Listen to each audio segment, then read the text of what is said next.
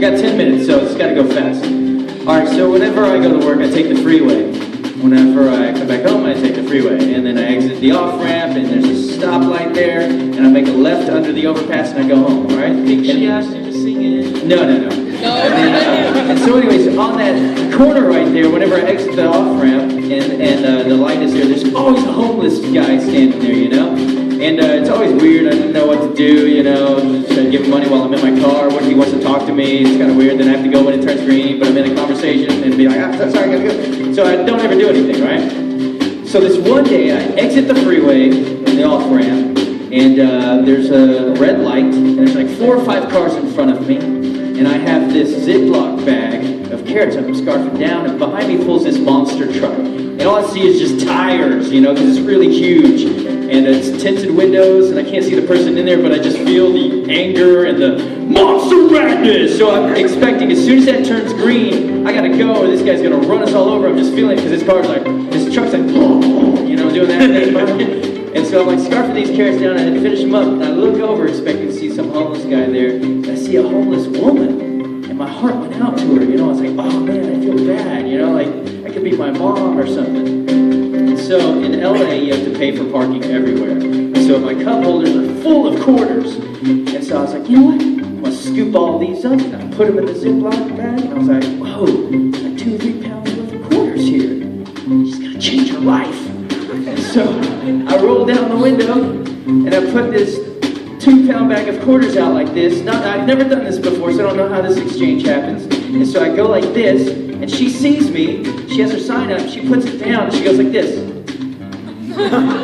And I'm like this, and she's like way over there, and I'm like, wait, what? Do I get out? And I'm like, I can't throw it to you, because I can't throw left-handed, first of all. And it would be very embarrassing for the monster truck guy. He'd be like, oh, he feels like a girl. And so I'm not sure what's going to happen, you know. I'm like, well, I don't know what. And as I'm like in this, like, how does this work? The light turns green, and the cars in front of me, they take off. And so, feeling the pressure of the monster truck behind me, I start taking off. And so, as I'm approaching her, and I'm like going pretty fast at this point, I'm like, wait a second, I didn't really think this through. And I look down, and it's like, I'm going like 30 miles an hour now, approaching this woman with this 2-pound bag of quarters. And I'm like, she can't just take it from my hand, you know. If I hang on to her too long, I'm going to run over her, or if she pulls me out of the car, I'm going to get run over by a monster truck guy.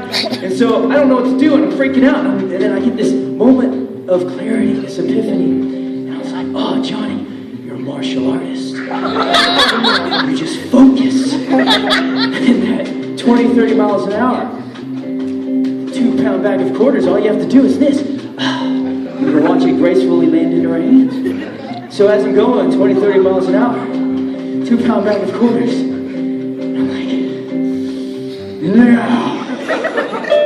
And I release. And I watch as this 2-pound bag of quarters flies through the air.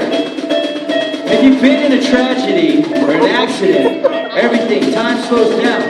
And I watch as this 2-pound bag of quarters flies through the air and smacks her in the face.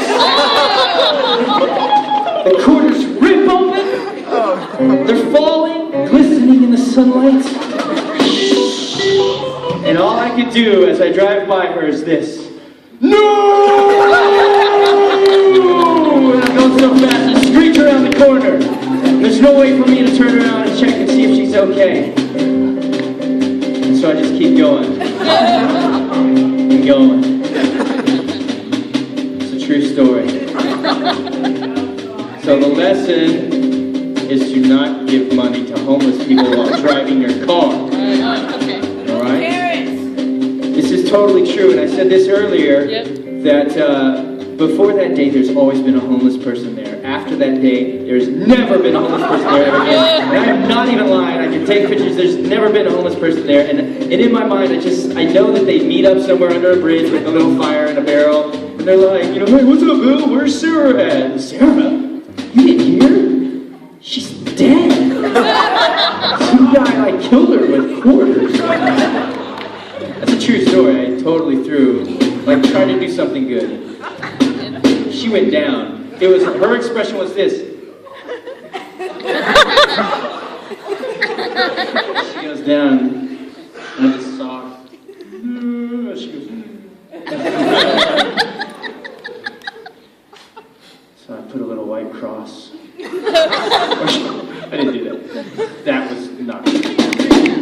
thank you guys so much for coming to our ridiculous panel. We appreciate you guys taking the time. There's a lot of things that you can do. We have a concert tomorrow at 4-ish at Stage 1. 4-ish. And right now we have some things over there. If you wanted to come pick up some CDs or whatever, we have CDs that are not this ridiculous stuff, but like actual songs and a couple ridiculous things. But we can sign those. And then we did promise some of you some pictures, and we could take those pictures over there as well. Thank you guys so much. You can find us on Facebook and everywhere else, Eyeshine Music, or myself, Johnny Young Bosch, on Facebook, Twitter,